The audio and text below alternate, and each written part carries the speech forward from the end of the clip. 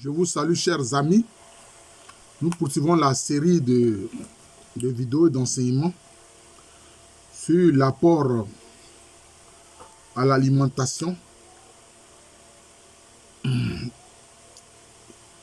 est venu des différents matriclants chez l'Enzema. Voilà.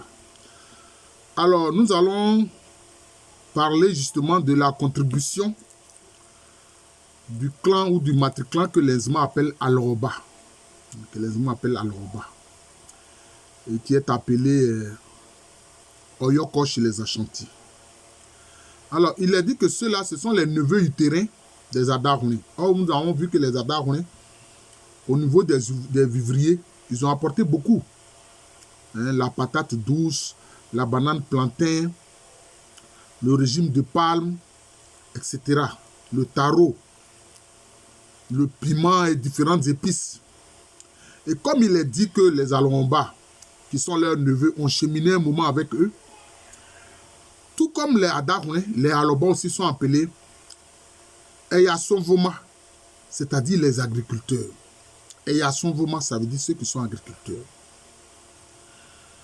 Mais la chose importante, c'est que les Aloba, ils ont été les premiers à découvrir les vertus de la calebasse. La calebasse. La calebasse, c'est un récipient. Voilà, on en fait un récipient. Et c'est important pour conserver l'eau, pour conserver la nourriture, et aussi pour pouvoir l'utiliser comme récipient pour manger. Pour manger. Si bien que la calebasse est un des symboles du lignage Aloroba, ou bien plutôt du matriclan Aloroba. Voilà, du matriclan Aloroba. Et puis, bon, c'est des gens qui sont qualifiés de Konawanama. Mona, c'est le fait de se promener, de se déplacer beaucoup. Konawanama, c'est-à-dire ceux qui se déplaçaient beaucoup. Voilà. C'est le clan qui s'est déplacé beaucoup. Qui s'est déplacé beaucoup. Moi-même, en examinant leur histoire, j'ai trouvé que c'était des guerriers nomades. C'était des guerriers nomades. Voilà. C'était des guerriers nomades. Alors, l'un des éléments importants concernant l'alimentation, c'est d'avoir découvert le palmier raffia. C'est eux qui ont fait la découverte du palmier raffia et qui ont su exploiter le vin que produit ce palmier-là. Le vin du palmier raffia. Oh, c'est un vin qui est très agréable à boire. Il est assez sucré. Et il est dit que les nobles, dans l'espace Akan, c'était leur boisson. Ils aimaient boire le vin de palmier raffia.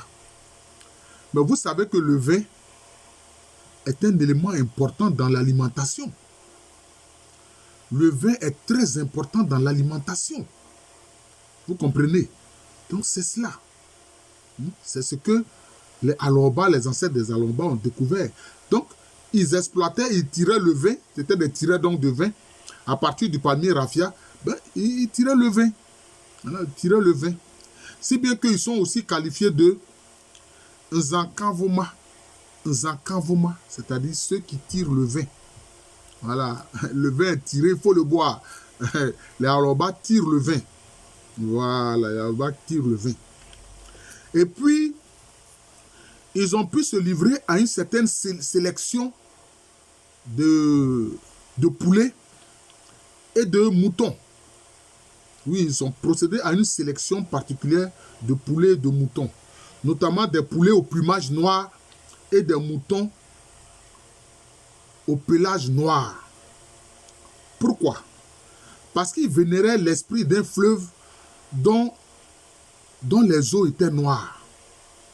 Et l'esprit de ce fleuve-là, de ce cours d'eau, demandait à ce que ce soit des poulets au plumage noir et des moutons au pelage noir qui lui soient sacrifiés. Donc les Alomba ont procédé à cette sélection particulière-là, auquel ils sont parvenus à faire. Vous voyez? Et si bien que les pagnes qu'on portait pour aller vers le sanctuaire de cet esprit, pour le vénérer, il fallait des habits noirs. Donc les Alomba ont dû trouver, je peux dire, un coloris noir pour noircir ces pagnes-là, hein, les habits qu'on portait pour aller vers le sanctuaire de cet esprit qui faisait l'objet de vénération et qui était, et dont le rituel passait par des poulets noirs et des moutons au plumage noir. Pardon, au pelage noir. Des poulets au plumage noir et des moutons au pelage noir. Et c'est ce que les Alomba ont fait. D'ailleurs, ces pagnes qui étaient, je peux dire, d'un coloris noir, on appelle ça doti. On appelle ça doti. On lui donne un nom spécial, doti. Donc voilà la contribution des Alomba, hein, notamment pour ce qui concerne le rôle qu'ils ont joué au niveau de l'alimentation. Voilà, je suis le professeur Alou Kwame Rémy, professeur titulaire d'histoire à l'université Félix Houphouët-Boigny, université qui est à Abidjan, c'est à Cocody. C'est en Côte d'Ivoire, un pays situé en Afrique de l'Ouest.